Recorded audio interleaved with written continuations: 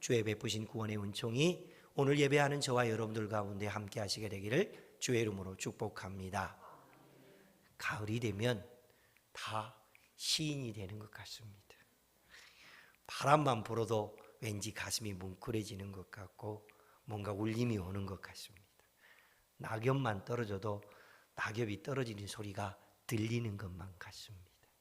이게 가을이 주는 특별함이고 또 수많은 열매들을 볼 때에 결실들을 볼 때에 와 좋다 하는 그런 마음들이 듭니다.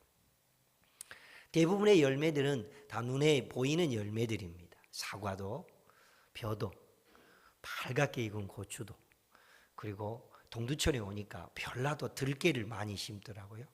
들깨도 다 눈에 보이는 열매들을 거두어 드립니다. 그런데 고구마는 눈에 보이지 않잖아요. 땅 속에 묻어 있는데 땅 속에 감춰져 있는 그것을 홈이나 다른 연장으로 이렇게 캐다가 뭔가 뭉클한 게 쑥 하고 나오면 마음이 우와 안 캐봤으니 알 수가 있나. 아무튼 고구마를 캐는 기쁨이 아주 쏠쏠합니다. 그런데 이 고구마는요 캐는 기쁨도 쏠쏠하지만 찌거나 구워 먹으면요 얼마나 맛있는지 모릅니다. 근데 이 고구마라는 게 이 첫입이 문제입니다. 첫 먹는 김이 쉽지 않거든요. 특별히 방고구마처럼 이 포슬포슬한 고구마는 이게 먹을 때는 맛있지만은 첫 먹는 김이 쉽지 않아서 목이 메입니다. 그래서 우리 선조들께서는 고구마를 맛있게 드시기 위해서 김치에 곁들여 드시기도 하시고 요즘 시기에는 남학김치 국물과 함께 드시기도 하시고 한겨울에는 동치미하고 같이 먹으면 더 맛있습니다. 다 아는 얘기인데 이렇게 고구마와 관련된 스토리들이 이야기들이 이렇게 많이 있네요.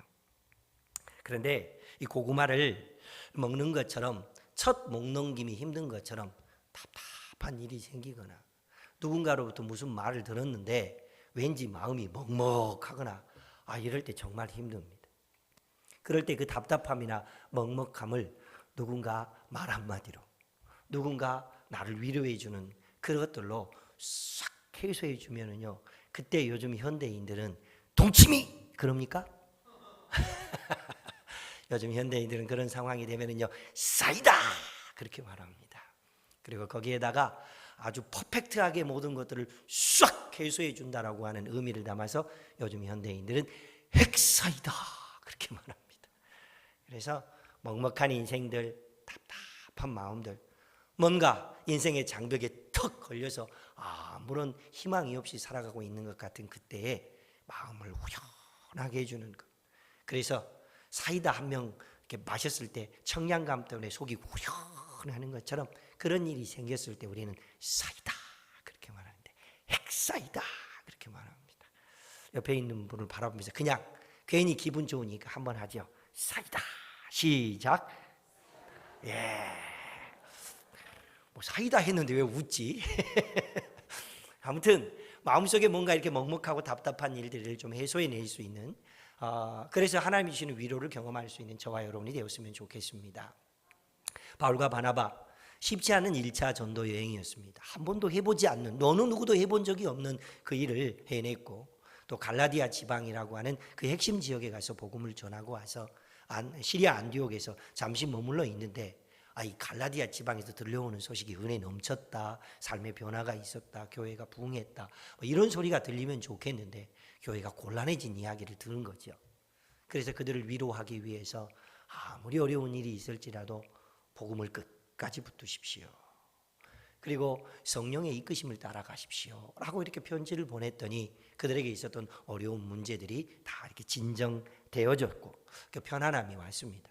그러고 있는데 이번에는 그 갈라디아 지방에만 간 게 아니라 이 바울과 바나바가 머물고 있는 시리아 안디옥에도 유대 정통주의자들이 찾아와서 삐뚤어진 복음을 이야기합니다. 잘못된 가르침을 전하고 있습니다. 그래서 바울 일행이 머물고 있었던 시리아 안디옥에 찾아와서 유대인들이 잘못된 가르침을 하고 있었는데 그 가르침에 대하여서 그들이 가르쳤던 내용을 오늘 본문 1절 말씀은 이렇게 기록되어 있습니다. 함께 읽어보겠습니다. 1절 시작. 너희가 모세의 법대로 할례를 받지 아니하면 능히 구원을 받지 못하리라. 예수님을 믿어서 하나님의 자녀된 기쁨이 충만해서 너무너무 기쁘게 살고 있는데 갑자기 유대인들이 와서 한다는 말이 할례 받아야 되거든. 이렇게 말하는 거예요. 이 일 때문에 할례를 받아야 된다라고 하는 그 말이 그들에게는 굉장히 힘든 상황이었습니다. 그런데 오늘 본문 우리가 봉독하였던 24절 말씀에 의하면은 이 할례를 받아야만 구원을 얻는다라고 가르쳤던 유대인들을 향하여서 이렇게 말하고 있습니다. 그들은 예루살렘 교회나 사도들이 정식적으로 지시한 바 없는 자들이다. 공식적으로 보내지 않는 사람들이다는 얘기죠. 공식적으로 보냄을 받지 않는 사람들, 지시받지 않는 사람들을 아주 점잖은 표현으로는 이렇게 말하지요. 무자격자, 그렇게 말합니다.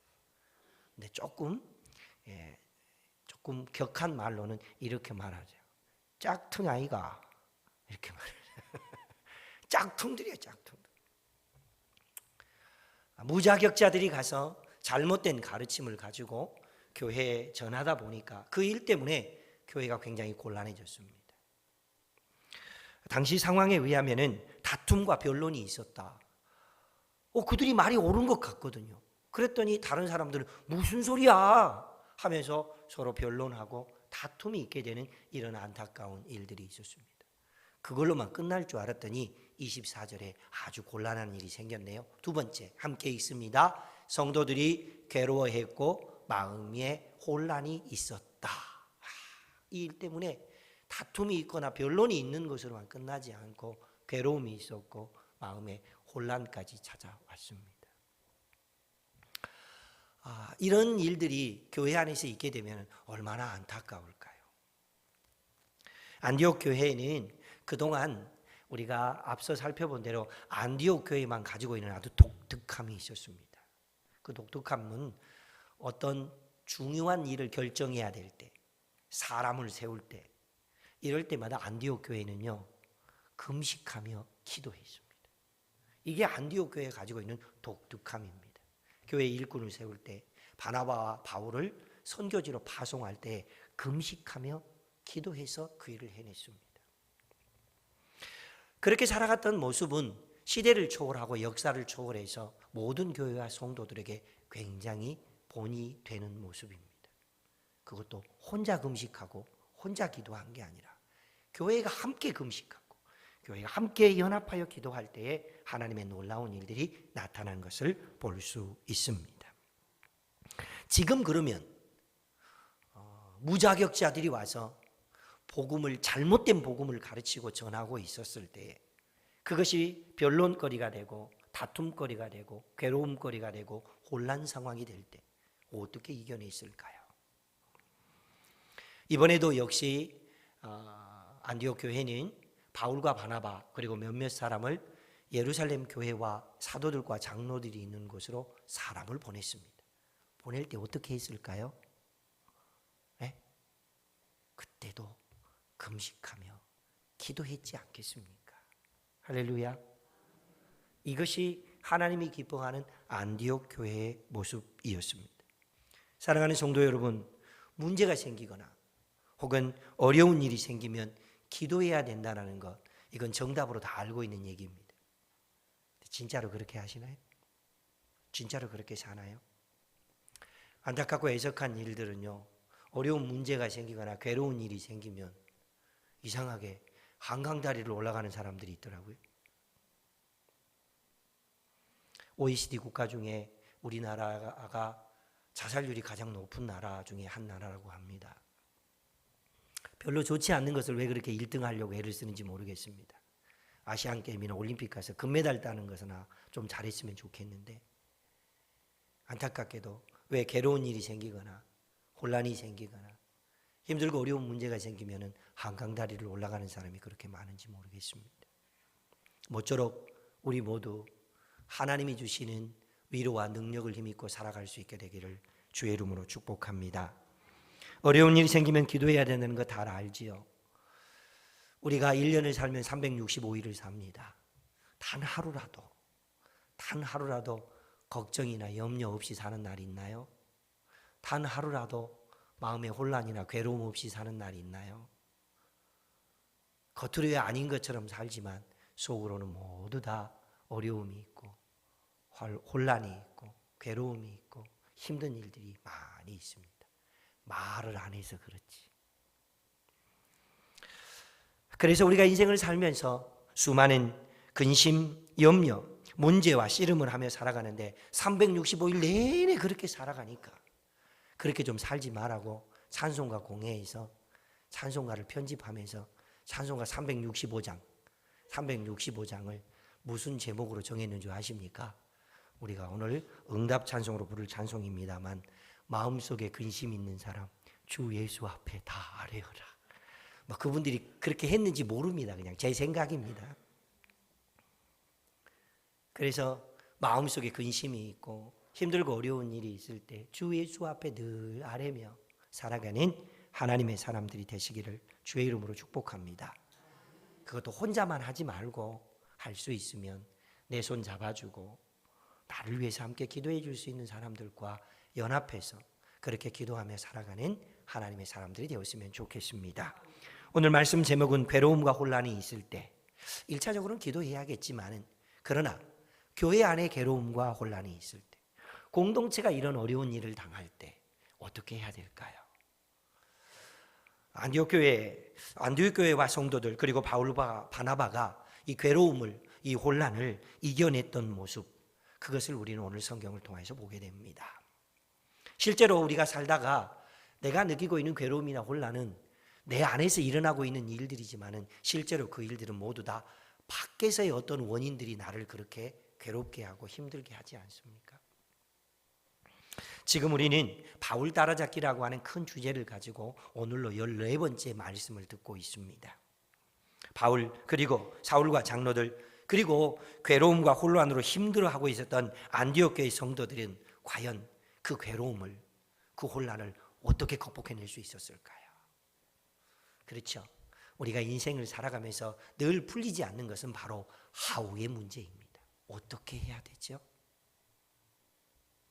이 하우의 문제를 풀어간 믿음의 교회, 믿음의 성도들, 하나님의 백성들이 있었음을 보면서 우리도 우리에게 있는 괴로움, 혼란들을 풀어가면서 하나님이 주신 위로를 경험할 수 있는 귀한 시간 되시기를 주의 이름으로 축복합니다.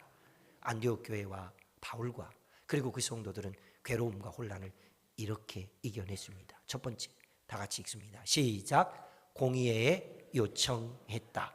기도 안 한 거 아닙니다. 금식 안 한 거 아닙니다. 그러나 그 문제를 풀어줄 수 있는 권위자에게 그 문제를 풀어가야 됩니다. 여러분 초대교회에는 다툼이 많았습니다. 갈등도 많았습니다. 그것 때문에 분열도 했습니다. 그런데 그때마다 그 갈등, 분열 그리고 그것 때문에 힘들었던 이유는 바로 복음의 변질 때문이었습니다. 다시 말하면 구원론 때문이었습니다. 무엇이 구원인가? 예수 그리스도를 믿고 하나님의 자녀가 되면 구원을 받는다. 이게 너무 확실한 게 있는데도 불구하고 자꾸 할례를 받아야 되는 거 아니니? 하는 어떤 이야기들. 여기서 말하는 할례는 진짜로 육신의 몸에 할례를 행하는 것 자체일 수도 있겠지만은 그것만을 의미하지는 않습니다. 사람들이 노력해서 얻어낼 수 있는 어떤 노력, 성취, 봉사 그런 것들을 다 포함해서 할례에 포함시키고 있습니다. 그런 거 해야 여러분 구원 얻습니까? 아니라는 겁니다. 여러분 요즘 국회가 여러 일들을 하고 있습니다. 입법부이죠. 그러면 구원론을 입법부한테 의뢰하면 됩니까? 죄송합니다. 오해는 하지 마십시오. 시장에서 장사하는 분들한테 가격을 흥정하는 거야 할 수 있겠지만 그분들한테 가서 구원을 물어볼 수 있습니까? 대통령이나 왕이 탁월한 지도력과 리더십을 발휘하겠지만은 대통령한테 가서 어떻게 해야 구원 얻습니까? 그거를 물어볼 수 있습니까? 그럴 수 없습니다. 물어볼 대상이 누구인지 분명해야 됩니다. 그래서 물어볼 대상을 오늘 본문에서 안디옥 교회와 그리고 바울과 바나바 그 성도들은 공의회, 이 공의회를 다른 말로는 이렇게 말합니다. 보여주시죠. 공의회는 다른 말로 사도회의라고 말하는데 이 사도회의인 공의회는 어떤 모임인가 함께 읽어볼까요? 시작. 예수님에게 영적 권위를 위임받은 사도들과 장로들의 모임, 이것을 보고 공의회, 사도회의라고 말합니다. 사도행전 15장은 최초로 모인 공회이며 최초로 모인 사도회의입니다. 이곳에서 당시 안디옥 교회를 비롯하여서 이방 지역에 전해진 복음 때문에 그들 중에 뭐가 구원이지? 라고 하는 부분에 대한 변론과 다툼과 혼란과 어려운 문제가 생겼을 때에 이 문제를 해결해 줘야 될 대상을 왕에게 찾아가지도 않고 황제에게 찾아가지도 않았고 어느 누군가에 찾아가지 않았고 예수 그리스도의 이름 앞에서 위임받은 권위자들인 사도와 장로들에게 그 문제를 가지고 갔다고 하는 사실입니다. 하나님의 뜻이 무엇인지에 대해서 교리적으로 누가 결정하느냐, 이것은 굉장히 중요한 문제입니다. 그런 의미에서 안디옥 교회와 초기 교회 성도들은 정말로 지혜로운 선택을 했습니다. 금식하며 기도하서 어떻게 문제를 풀어갈까 했더니 그것을 다름 아닌 공의회에 의뢰하여서 그 문제를 해소해 가기 위한 길과 방법을 찾았다고 하는 사실입니다. 교회 안에서 어떤 갈등과 문제가 있을 때 다투지 마십시오. 목소리 크면 이기는 거 아닙니다. 교회 오래 다녔다고 이기는 것도 아닙니다. 직분을 가졌다고 이기는 것도 아닙니다. 그래서 교회는 교단이라고 하는 총회가 있고요, 노회가 있고 교회 안에는 당회도 있고 공동회의도 있는 겁니다. 그래서 이런 회의를 통하여서 하나님이 기뻐하신 뜻대로 결정된 일들에 대해서는 함께 마음을 모으고 이것이 하나님의 뜻이구나 하고 하나님이 기뻐하신 일대로 살아가는 것입니다. 그때에 구원론 문제로 정말 골머리를 앓고 있었던 초대교회는 이방 지역 안디옥에서도 뿐만 아니라 갈라디아 지역뿐만 아니라 모든 곳에서, 그리고 예루살렘에 있는 모든 사람들도 하나님이 주시는 위로를 얻고 평화를 얻고 삶의 방향성을 분명히 쫓아 살아갈 수 있게 되었습니다. 오늘 우리 교회 안에 그리고 우리들에게 이런 하나님의 은총이 함께 하시게 되기를 주의 이름으로 축복합니다. 공회의 문제를 의뢰하고 난 다음에 그 다음에는 어떻게 했을까요? 두 번째 이렇게 있습니다. 보여주시죠. 함께 있습니다. 공의의 결정을 순종했다. 이것이 바로 중요한 겁니다. 우리가 공의에 그것을 의뢰했을 때 공의에서 그것을 결정하고 선포하면 그것을 순종해내야 됩니다. 그런데 공의회가 내린 결정이 어느 때는 내가 기대했던 것이 아닐 수도 있잖아요. 그럴 때는 또 어떻게 해야 될까요? 그래도 순종해야 돼요. 여러분, 종교개혁 정신에 의하면 기독교의 최고의 권위는 무엇입니까? 기독교의 최고 권위, 정답을 알려드립니다. 보여주시죠. 기독교의 최고의 권위는 하나님의 말씀인 성경입니다. 그래서 이 성경을 중심으로 해서 살아가는 신앙생활을 중요하게 여겼던 종교개혁자들이 개혁을 이루어내면서 가장 먼저 외쳤던 구호는 솔라 스크립투라였습니다. 이것을 우리말로 하면 오직 성경이라는 뜻입니다. 솔라 스크립투라. 교회는 성경의 권위를 가지고 성경의 원리를 해석하고 성경의 원리를 따라서 말씀을 선포하고 가르치는 곳입니다. 초기 교회는 구원받은 믿음, 이 구원론 때문에 늘 갈등을 하고 다퉜고 분열도 있었고 힘들었지만은 예루살렘 공의회는 결의문을 선포합니다. 이렇게 선포했습니다. 보여주시죠. 예루살렘 공의회가 선포한 결의문 첫 번째, 시작. 할례는 구원 조건이 아니며 오직 믿음으로만 의롭다 하심을 얻는다.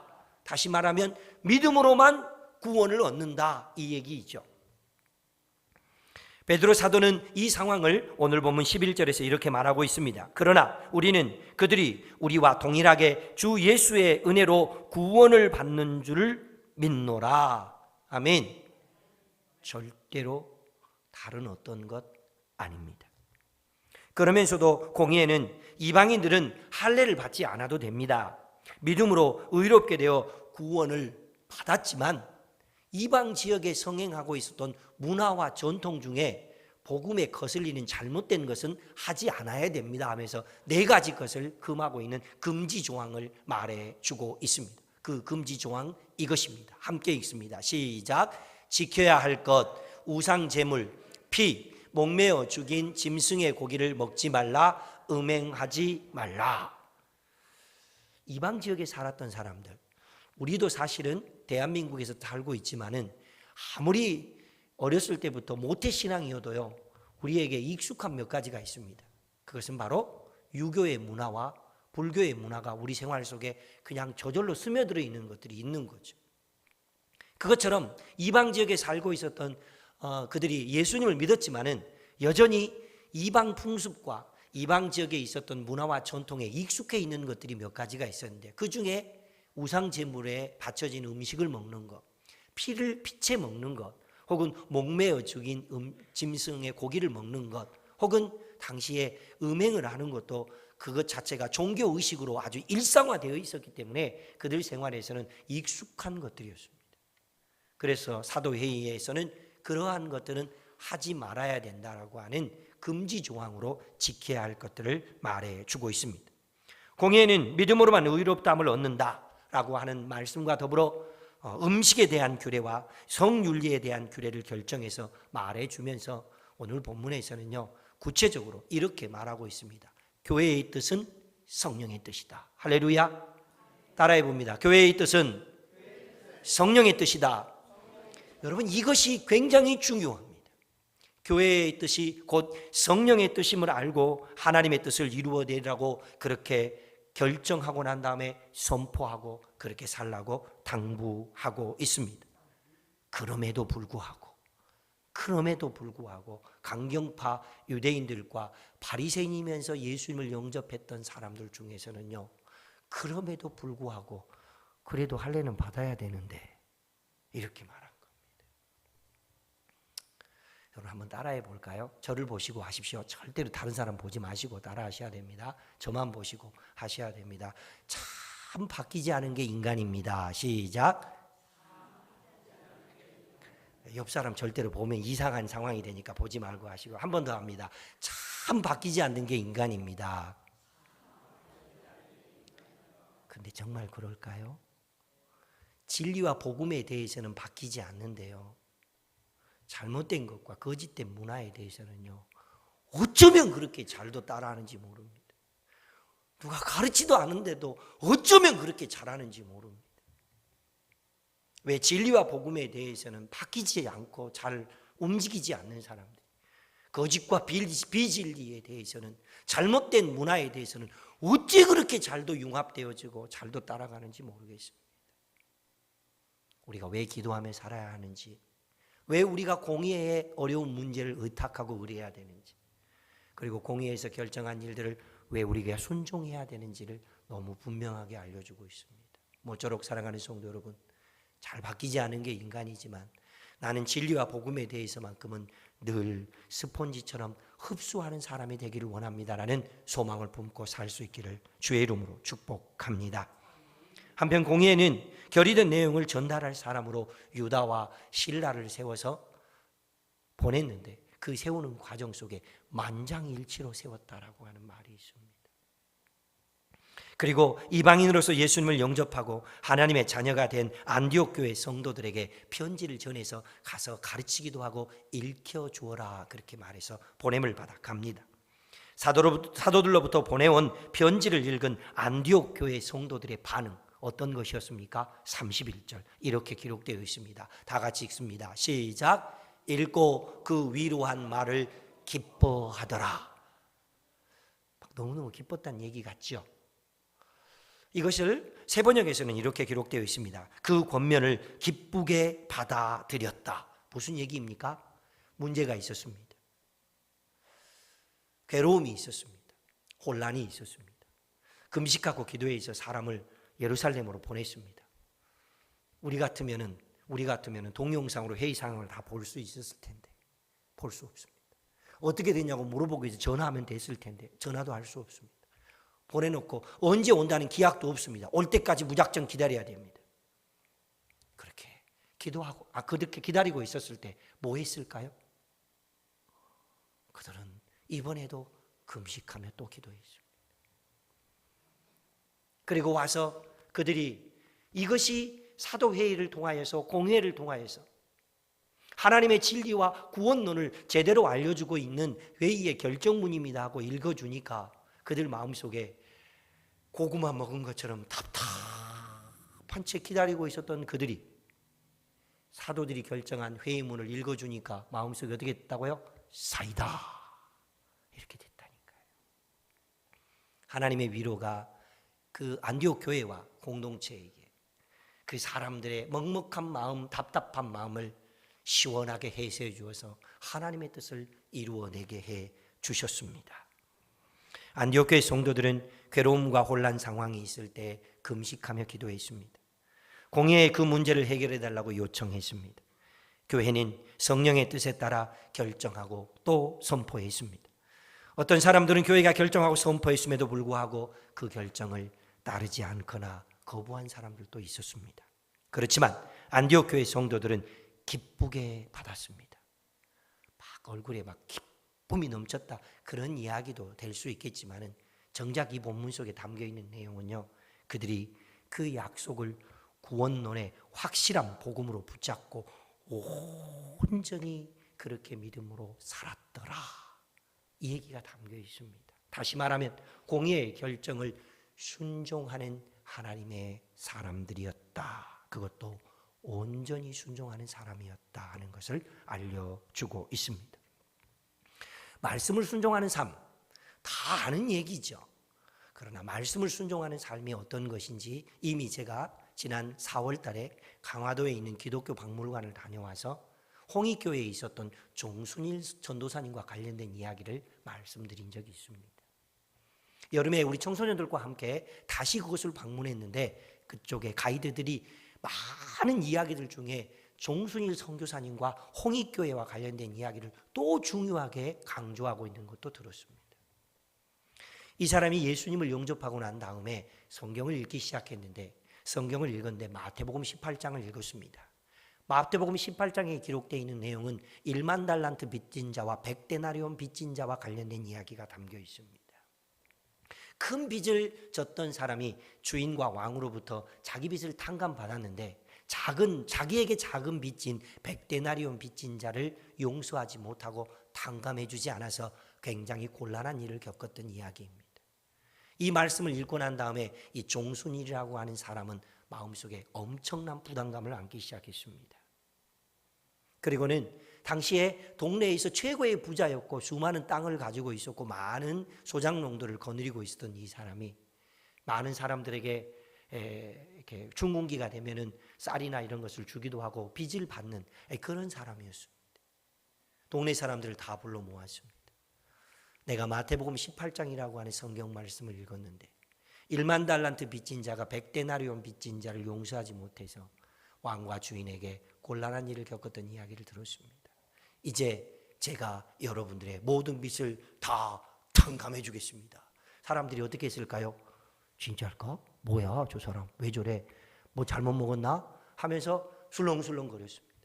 믿지 못하고 있는 그들을 향하여서 빚 문서를 가지고 와서 마당에다 내놓고 불로 확 질러버렸습니다. 자, 이제 빚 문서 없습니다. 여러분 빚은 다 탕감되었습니다.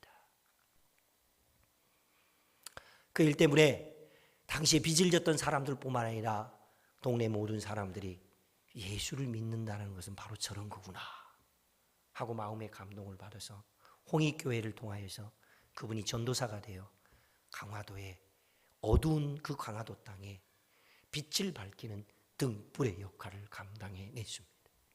지금도 동두천에는 약 150개의 예배당이 있습니다.